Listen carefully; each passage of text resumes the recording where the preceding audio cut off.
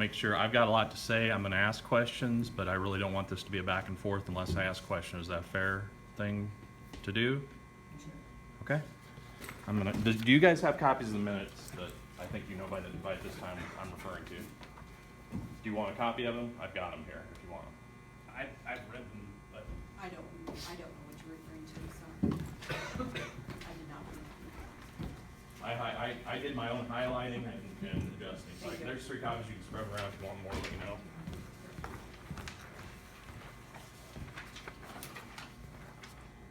Anybody want any? Makes it a lot easier if you can see what I'm referring to. Can I ask a question? Are these separate or are they with you? They're, Logan's here for a different right. He wants to do public comment after me. Oh. Okay. All right. But I think they wanted to hear me too. I won't speak for them, but okay. I want to start out acknowledging good things that have happened, especially at the Music Sports Center. Reggie's doing a good job out there with my sons in 3rd and 4th grade soccer. Coach basketball at Bob, learned a ton. He's a great coach. I think it's great a board member gets that involved. He's able to coach and regularly check on the facilities and parks as a side benefit. Apologizing for advance. Any of you dragged into this if you didn't have anything directly to do with the misconduct. Lori, I know this was before your time. I want to thank Dale personally for his service. He's not here, but I really appreciate him going to the city council a few months back, talking using common sense facts and statistics, which had been sorely missing.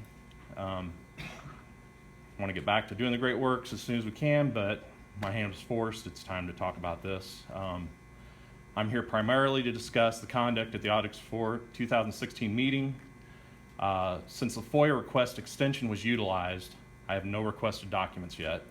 I don't feel like I have everything in front of me to adequately address everything that's going on, but here we are. And here we are during work hours. Very odd time for a recurring public meeting, but anyway. The work hours things you can probably see from the highlight why I emphasize that.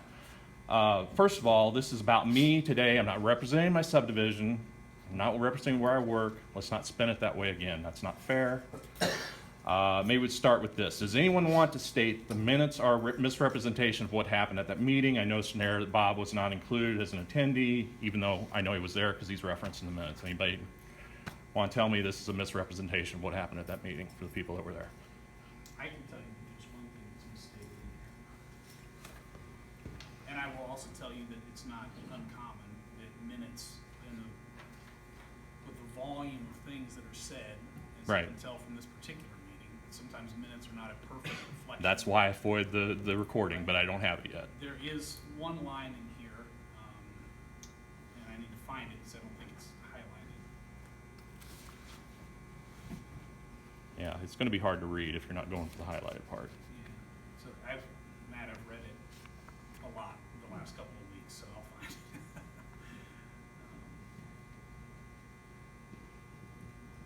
Is this a portion of them? Did you select? Or This is the whole minutes, but I emphasized and changed the font size on what I considered were the relevant parts. Oh, here it is. Here Okay. it is. Okay. Park District. It's the last. I actually skipped the highlighted part because I didn't think it was there, but Yeah. it's in there. It's the last line. Park District would like to close the account at CNB and move account to UCB. What transpired at that meeting is that it was raised as something to discuss doing, and in fact never did happen. And so this statement. You mean it was never discussed, or it was nothing ever was? Well, it was discussed. Okay, It so was you're discussed. just saying the accounts weren't moved. That the Park District would like to close the account at CNB and move to UCB. That is, it should be more along the lines of Park District would like to discuss closing the account. Gotcha. Because That's fair we in enough. fact never did close the account. We Okay. never did move it to UCB. And regarding your FOIA request, and I'm sorry if I'm cutting in too early in the things that you wanted to say. No, that's fine. But I guess you did ask if there was something misleading. Yeah. So this is an addition and something I plan to say later to you anyway. Go ahead. At the meeting today.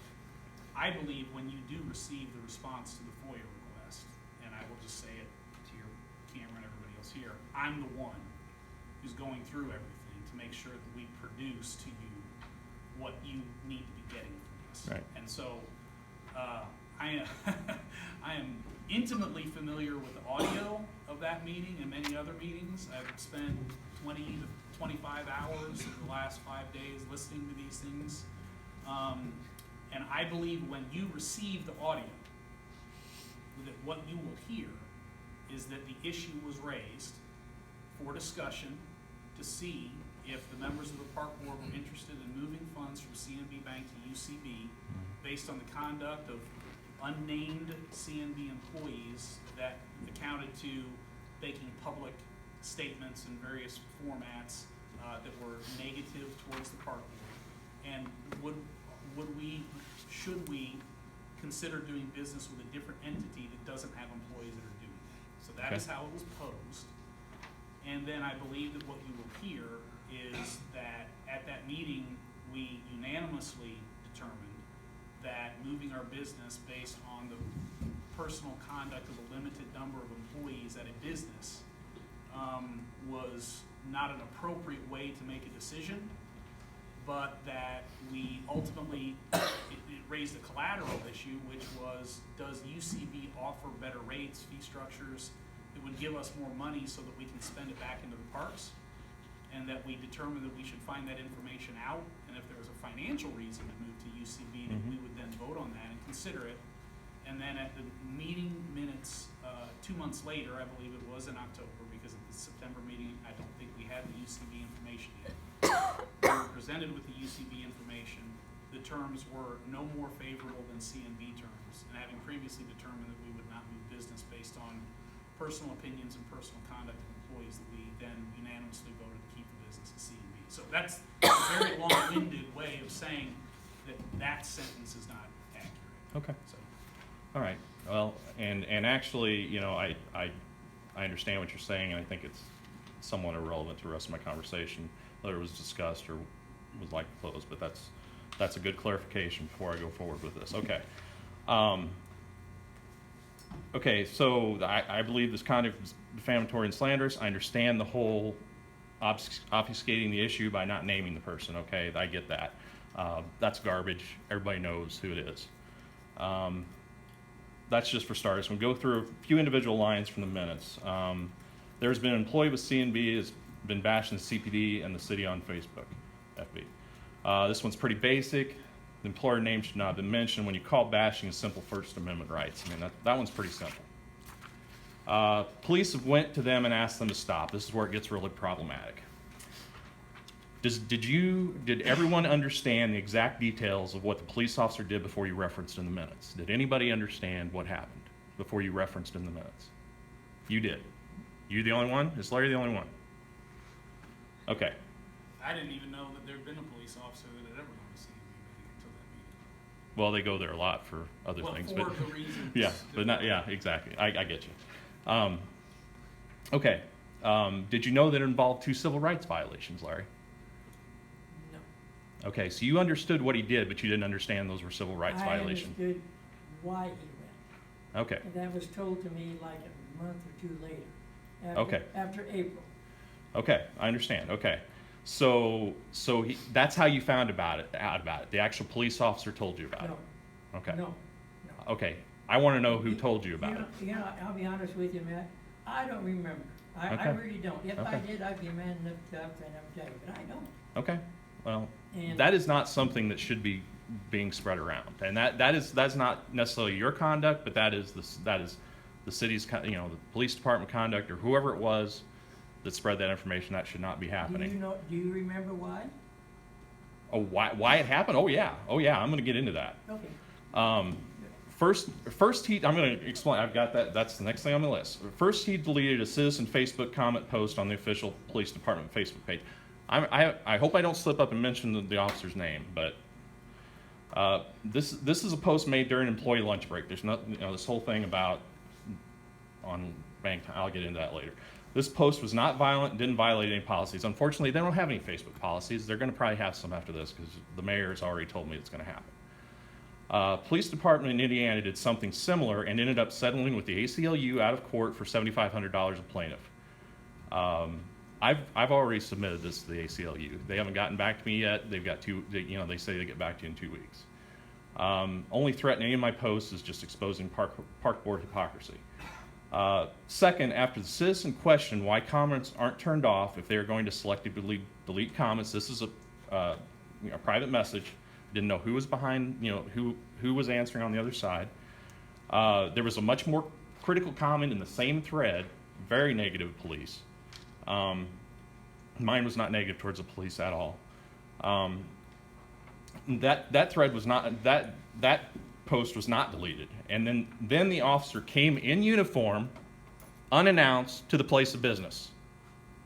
Did you know that's what he did, Larry? Is that one of the things you knew that he did? I just knew that he went into the bank and talked to the person who put a certain thing on Facebook. Okay. And asked him to remove it. Okay.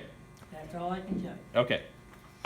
He made it to the place of business about the same time the employee was getting back from lunch. So if the timeline doesn't make sense, that's the way it happened. I do support law enforcement. I hate to have to say this, Bob. Would you consider that type of police visit police intimidation? I will tell you that's a legal question, and I'm not a civil rights attorney. Okay. But I will gratuitously offer this. When I learned that the police had visited you unannounced at your place of business to ask that a Facebook post be removed, that I consider that to be repugnant. He had already removed it. That's even a bigger problem. I personally find it offensive, and I understand why you're extremely angry about Oh, I'm very angry about it, So and I've been very angry about it since last April. it. As to whether or not it's a civil rights violation, I just don't. Okay, well, we might find that out. Okay, so I'm jumping ahead a little. Oh, well, actually, one more question for you, Bob. I'm not trying to put you on the spot. It's just you're the lawyer up here. Well, I'm here to answer the public. What kind of a social media post would typically warrant deletion and a visit from a police officer? I mean, I don't know the answer to that. either. okay, I think from what I've read, The it's, boundaries of freedom of speech are usually caged in the terms of whether or not it's something that could potentially and intentionally incite violent conduct. That's Okay. usually where the boundary of. that's kind of what I understand. That's a much better explanation than what I just had in my notes, something violent or threatening maybe. Okay, I'm jumping ahead a little bit, but this is a key question. Maybe you've kind of already answered this. Was the park board complicit in condoning or requesting this action and use this information to consider moving accounts? No. No. The answer is no to that. Okay. Absolutely not. In this context, the illegal police action seems to be used to legitimize further park board action that was considered. As in, well, the police have told him to stop. What else can we do? That's the way I read that.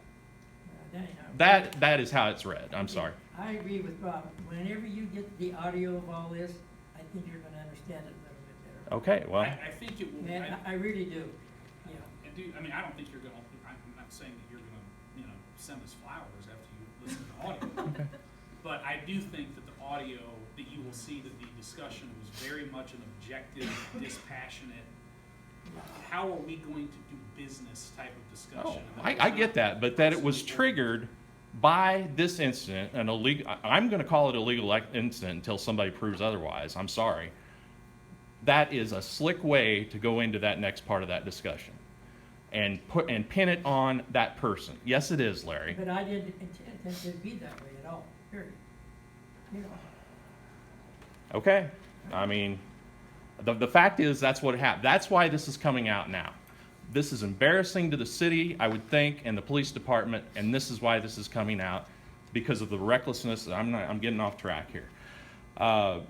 It begs so many other questions. Why did the police officer do this without direct or indirect encouragement from another public official?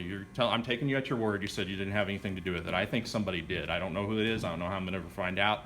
I've already got the FOIA from the city. It was not clear, so that's going to be one of those Carlinville mysteries, obviously.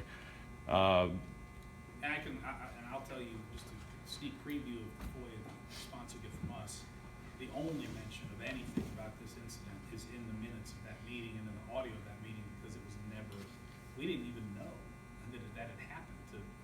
Well, Larry knew. Subsequently. And that's, No, he said he heard about it a month or two later. Yeah, subsequently. So Subsequent. But it was before the meeting, is what I'm Yes. saying. Oh, Okay. Oh, well, yeah, absolutely. no. Okay. Yeah, obviously, or he wouldn't Right. be in a Okay. position to Well- bring it up in the first place. All right. And so like I said, you don't remember who told you. I mean, I don't. you erased the tapes when I asked for the videos of the violations at Love's Park. This stuff's going to stop. I mean, this city is under scrutiny now. This stuff is not going to go on. It's, so, because this was something that came up the last time that you were here, last year to discuss the gate and the video that had been taken. Was it Talise video actually? Or no, James. It was on somebody's phone. James had taken a video. James, who at the time was the head of maintenance for the park board. The way that you'd phrased that, I just want to be, you said that we deleted the video when you asked for it. No, okay, I didn't phrase that right then. The video was taken, it was reviewed, and then it was deleted, and then many months later, Okay. and just because you see why. But you understand why that's a problem. You're using that to base the park board decision. Well, we deleted the video. Okay, it's a problem. That's a problem. I mean, if you don't have the facilities to keep the video for a decision this big, something needs to change. So I guess, so you found out about this a month or two later. 4 months later, I still don't get the timetable. I guess I said something that put you over the edge. To bring it up, I guess. I mean, it was 4 months after it happened, and then it ends up in discussion with the park board. So, I already made the point. I was ready to let the city and police department off the hook because this happened. This is confidential stuff. I mean, we don't go around talking about what happened in this particular place of business. But anyway, okay, so back on track, next line. The employee is still posting, and some of this has been during work hours, and this has gone on long enough. This doesn't really warrant much discussion at this point, except again, it's slanderous, untrue statement. Obviously, the exact person isn't meant, we can play that game. Yes, I was still posting, or I am salaried, I was on. I was breaking from away from work. It's none of anyone's business except my employer anyway. Okay. Then the next one, the park district would like to close the account, CNB move account to CSB. We've already talked about most of that, but here's the other problem with this. If you were complicit in trying to steer accounts to the police chief's wife's institution, the chief's actions played a part in justifying that, or whoever was under him. I don't think that conflict of interest is going to be pursued by anybody, but it is pretty reckless to put yourself in that position, in my opinion. This all started pretty plainly. I had simple questions about the gate decision, was ignored and impugned. So I responded critically on social media, since attempting to work with you was futile. That was attempted many times. So Larry, now we've kind of covered this. If somebody disagrees with you, I don't even know if I want to state this now because you've already kind of covered this. You're in the habit of using your position of power for retribution when you threaten your job and slander them. Is that typical? Okay, all right. I understand you think you don't have to answer to your constituents. In fact, you have contempt for them. I understand that, and their viewpoints. I don't think so. Okay, your opinion. I disagree with you. All right, on that. but you will have to answer to the rule of law. Have you all been trained on Opens Meetings Act? Yes. Okay, you have. From the OMA FAQ on the Illinois AG website, a public body must make minutes of the meeting available for public inspection and post them on the public body's website if it has one within 7 calendar days after the minutes are approved by the public body. Typically, the minutes are approved at the next board meeting. So you've been trained on this, and you have times where the minutes have not been posted for 6 months. Is there a technicality I'm not aware of? We're getting far afield with what was my understanding. If you're going to go through and ask us, I've got 2 points is all. because there's actually a legal procedure to challenge whether or not a public entity is properly has complied properly with its FOIA obligations and its Open Meetings Act obligations, and we're not going to answer your questions. Okay. On You don't have to answer them. because there's actually a particular procedure that's set in place for that type of Q&A. Well, the reason it's relevant, you don't have to answer the question, but the reason it's relevant is because that's why I didn't find out about this sooner, is because I don't know the exact dates, but I know I was trying to follow along, and it's a black hole. There's the next thing, the public body must post an agenda for the particular meeting at the principal office of the public body, at the location of the meeting, and on the public body's website, if it has a website maintained by its own full-time staff at least 48 hours in advance of the meeting. I've never seen an agenda on the website. You don't have, I'm just saying, that's a problem. Not just a problem with me. That's what people are looking for. You probably know who I'm talking about. And so the issue then, and one other thing, you have to list your FOIA administrator and website, and I couldn't find that. I'm just throwing that out there because it's something I noticed. So you've got the extra scrutiny that Carlinville has now because of the flippancy of some in city government. I don't care what you think of the watchdogs. They mean business. So if this was proven that you didn't comply with OMA, you could potentially, some of your actions could be null and void. If you don't already, maybe you already realize that. I'm not going to go into the detail. That's just one thing. That's why it can't happen. I mean, it's unfortunate we have to follow the letter of the law, no matter how silly some think that is. But that's the cost of doing business. I work in an industry where you just can't. You just have to do it. If you impugn and slander a specific individual, his only crime is being a concerned citizen, exercising free speech. There's going to be consequences. This group can claim you have the moral high ground on safety all you want, but I or others have presented a valid counterpoint to every argument I've heard, okay? Valid written suggestions with no downside that would have really increased safety and would be easy and logical to implement were ignored. My family, many families, are less safe every time we drive to Walmart, the primary school, the Museum Center, my mom's house, Alton, go down the list. No matter the route, it doesn't matter what route it is, especially in inclement weather. And the poor people on Locust and Pine Street have been adversely affected as well. So much so that, as far as I know, the first portable radar trailers for traffic calming ever in Carlinville had to be placed on those streets. And they complained to the council, and the council did the same thing they did to us. They ignored them, as far as I can tell. So, in closing, unintended consequences escape some in this group, or perhaps some of you revel in the chaos they've created. And this is why Carlinville is getting sued all the time. This is what holds Carlinville back. Not concerned vocal citizens like me, but public officials who are not accountable or think they're above the law or don't know the law. A city official violates civil rights and was going to get away with it, except when another unit of city government condones, that's my term, the attempted police intimidation publicly 4 months later. Victim decides he's had enough, especially when his job was threatened by another government official in 2013. This isn't even the frickin' first time this has happened to me. And it's very similar reasons. Guess I don't learn my lesson, or maybe I just want to believe in the Constitution. So what I want to ask for is, I would like to ask for a public apology for these actions, for this kind of discussion. If you guys think you didn't do anything wrong, then fine, we'll just leave it at that. But